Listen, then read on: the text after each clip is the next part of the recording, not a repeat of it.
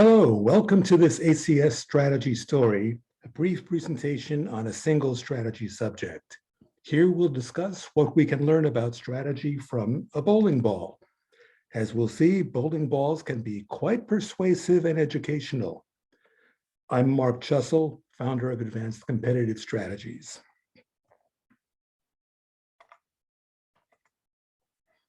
Now, the short version of this slide is that I've researched and consulted in competitive strategy around the world for 45 years. Now, I'm going to tell you a true story about bowling balls and me. It took place many years ago when I was young and wild enough to try bowling. Now, I'm left-handed, like the person in this photo. I was bowling very badly, and I wanted to improve. How could I do better? Think about businesses doing badly. What should they do?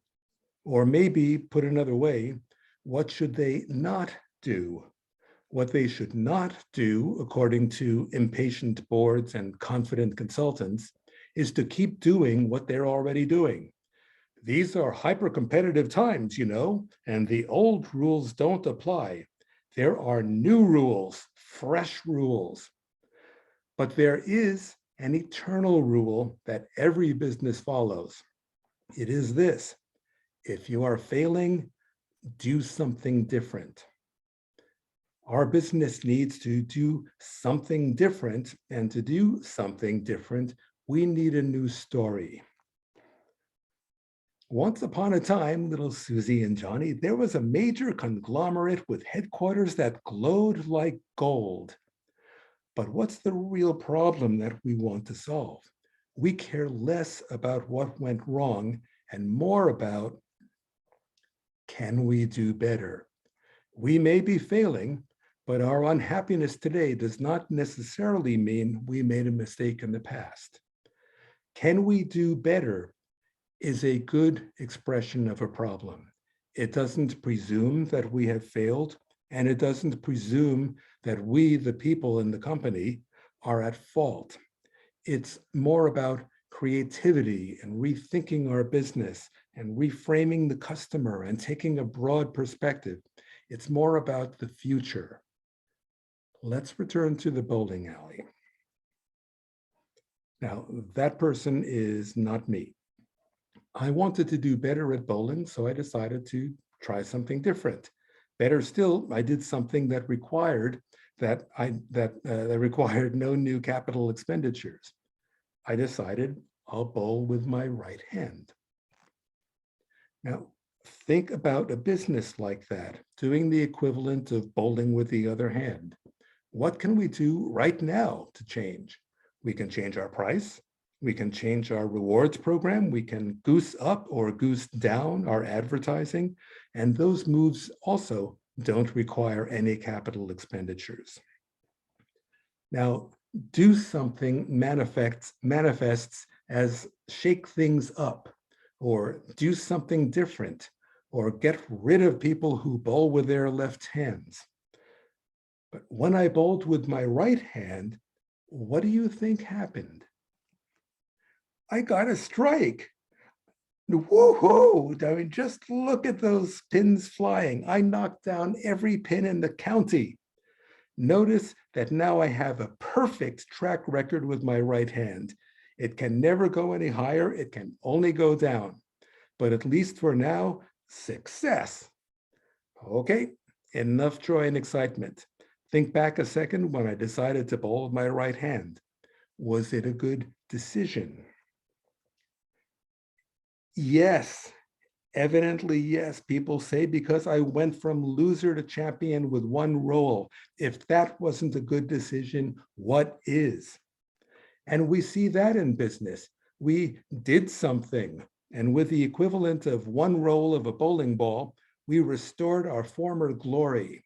Decisive leadership and forward thinking saved the day.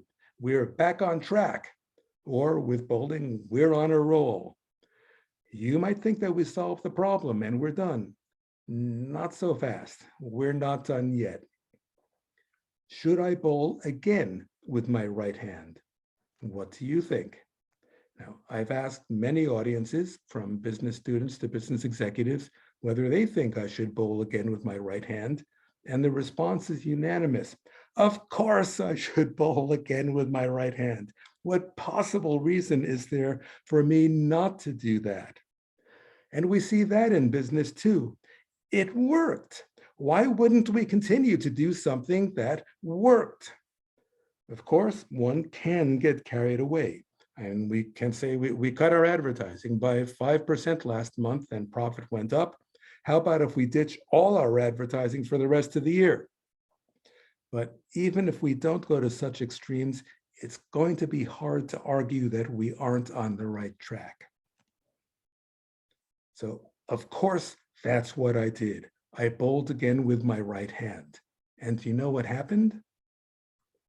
I dropped the ball on my foot. No joke, it hurt. But that's why the story and how the bowling ball made such an impression on me. Was it a good decision to bowl again with my right hand? Well, let's look at the results. On average, when I bowl with my right hand, I get 5 pins down and my foot hurts only halfway. We see that in business, but now we're confused. Our action seemed to work beautifully, but then it came back to hit us.